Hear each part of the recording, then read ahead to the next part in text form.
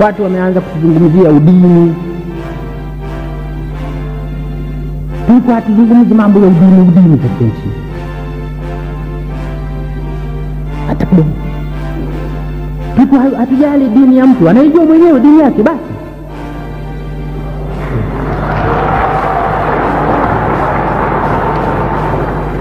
Ilikuwa haiji katika akili yetu kwamba tunapompima mtu tumchague huyu tumfanye rais au tumfanye nani, tunauliza dini yake. Hatuulizi hata kidogo. Tulikuwa hatuulizi hata kidogo. Dini inatuhusu nini sisi?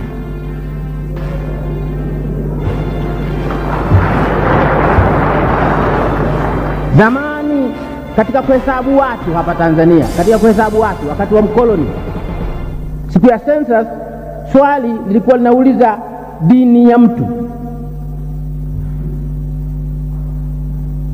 Tukasema sisi hatujengi misikiti, hatujengi makanisa, hatujengi mahekalu.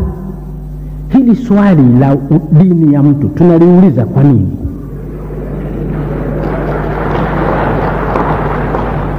Linatuhusu nini? Tunataka kujua umri wa watu,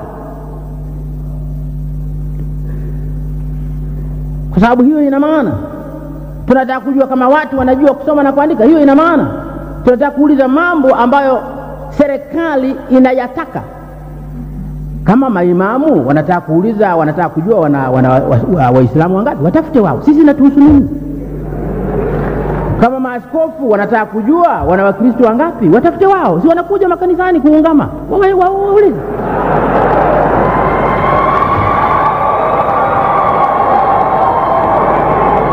Sisi inatuhusu nini jambo la dini? Hata tuulize watu, wewe dini yako nani? Inatuhusu nini sisi?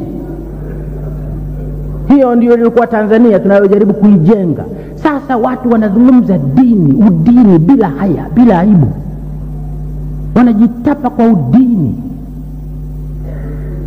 Tunataka mtuchagulie mgombea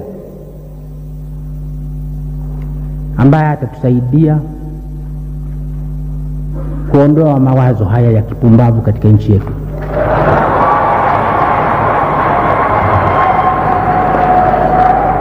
Na ukiulizwa na wananchi wa Tanzania kwa dhati, mnadhani mgombea huyu analiona hilo kwa uchungu kama mnavyoona nyinyi, mseme ndio. Uweze kujibu kwa dhati kabisa kwamba ndio. La mwisho nilisema nitataja mane tu. Nilikuwa New York mwaka jana. Yuko mwenzenu mmoja